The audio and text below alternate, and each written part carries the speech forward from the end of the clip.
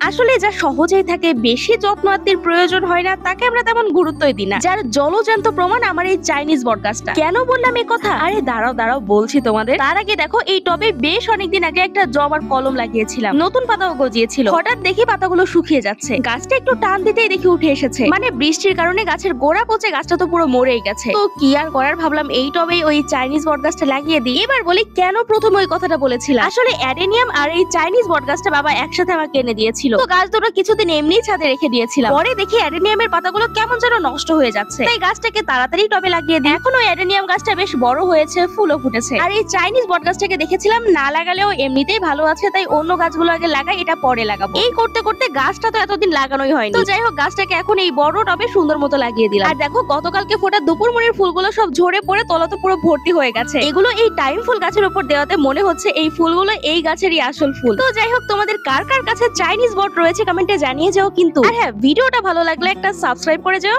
Tata.